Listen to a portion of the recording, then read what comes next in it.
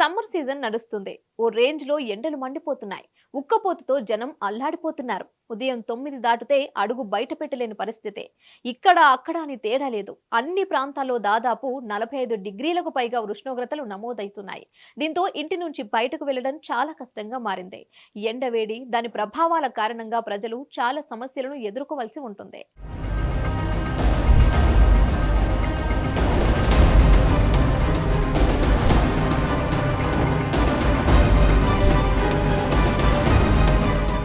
అందుకే ఫ్యాన్లు, కూలర్లు, ఏసీల వినియోగం పెరిగింది. అంతేకాదు ఇంట్లో చిన్నపిల్లలు, వృద్ధులు ఉన్నవారు డబ్బు అప్పు చేసి మరీ ఏసీలు పెట్టిస్తున్నారు.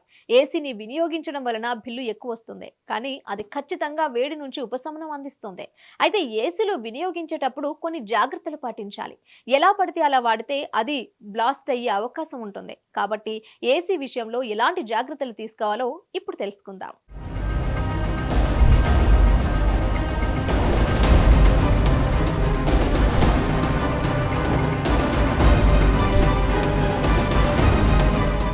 Loose connection, short circuit, wiring సరిగ్గా లేకపోవడం, ఏసీ వైర్లను ఎలుకలు కొరకడం వంటివి కారణాల వల్ల పేలుడు సంభవించే ఛాన్స్ ఉంది. కాబట్టి జాగ్రత్త పడాలి. కొన్నిసార్లు కరెంటు వోల్టేజ్ హెచ్చుతగ్గుల కారణంగా ఏసీలోని భాగాలు దెబ్బతింటాయి. ఇలాంటి సందర్భాల్లో ఏసీ పేలొచ్చు. అందుకే స్టెబిలైజర్ను వినియోగించడం ఉత్తమం.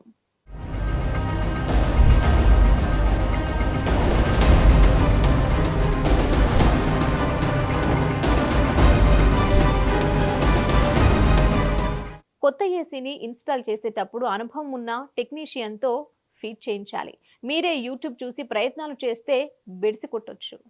ఏసీలోని ఫిల్టర్లను తరచూ శుభ్రం చేయాలి. గది బాగా కూల్గా అయిన తర్వాత ఏసీని కాసేపు ఆఫ్ చేయడం మంచిదే. ఏసీని సమయానికి సర్వీసింగ్ చేయించాలి. ఏసీ కంప్రెసర్ ఎక్కువ వేడెక్కితే అది పేలిపోయే అవకాశం ఉంటుంది.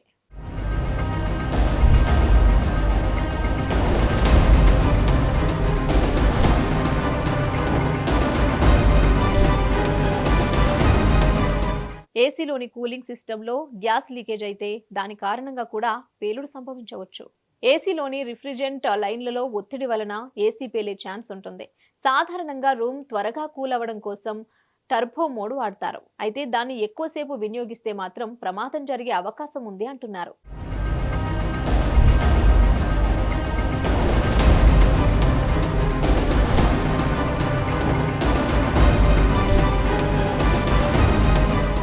ఎయిర్ కండిషనర్ నుండి గ్యాస్ వాసన వస్తుంటే వెంటనే టెక్నీషియన్ను సంప్రదించండి. ఇలాంటి జాగ్రత్తలు తీసుకున్నట్లయితే ఎలాంటి ప్రమాదం సంభవించకుండా ఉంటుంది.